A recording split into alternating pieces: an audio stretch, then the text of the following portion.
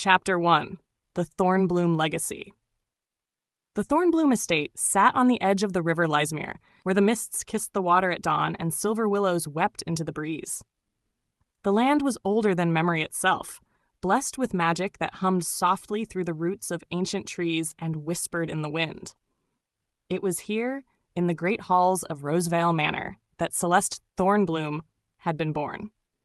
The Thornblooms were one of the three noble families closest to the crown, second in status only to the Winehouses themselves.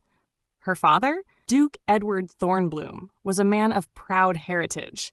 With mahogany red eyes that burned like embers and hair the color of deep autumn woods, he had the presence of a mountain, strong, cold at first, but warm to those who truly knew him. The court feared him, his vassals revered him. His love for his only daughter, however, was quiet and fierce, like a lion guarding a rose. Celeste's mother, Duchess Diana, had passed when Celeste was only 6, but her spirit lingered everywhere. The servants still spoke of her in hushed awe, calling her the sea-blessed lady.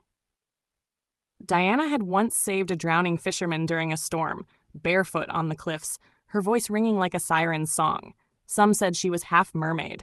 Others whispered she was born of fey blood, a creature of another world. To Celeste, she had simply been Mama, the smell of lavender and the sound of lullabies in the dark. Celeste had her mother's warmth, but not her gentleness. The world had hardened her. With her warm beige skin and gentle hazel-brown hair, she seemed soft, but her gaze was sharp. Her mahogany eyes were inherited from her father, and in them burned 1,000 untold stories. She trained in swordplay and poetry, in dance and diplomacy. Every skill was a weapon. And though her father wished to see her married high, Celeste never saw herself as someone's bride. She would shape her fate with her own hands, but not all dreams are meant to be untouched by love.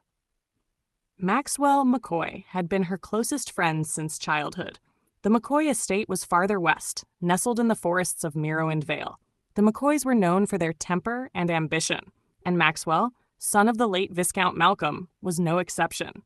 With sage-green eyes that mirrored the deep woods and hair like chestnut firelight, he was all sharp edges and restless spirit. Where Celeste was quiet, he was loud. Where she was careful, he was reckless. They met during the summer of her 10th year at a royal festival. He had knocked over her tray of pastries and offered her his in return. She had slapped his hand and then smiled. He had laughed, and from then on, they were inseparable. They raced horses through the rose fields. They dared each other to sneak into the royal gardens at night. They fought, teased, made up. He called her Thorn, and she called him Moss. He was her anchor when grief came. She was his light in the shadows of his family's failing reputation. But as they grew, friendship turned strange. Maxwell began to want more. He touched her hand too long. He grew jealous when others flirted with her. He watched her when she didn't notice. Or perhaps she did. And in that subtle shift, everything changed. Lore of the Winehouses was a legend in itself. The royal family claimed to be descendants of the ice serpent of the north, an ancient spirit of prophecy and protection.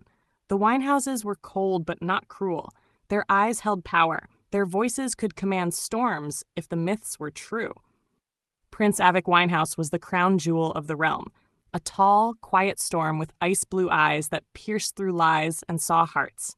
His auburn hair fell in soft waves, and his voice, low, steady, lingered in Celeste's mind longer than she liked to admit. He was kind, yes, but also intense.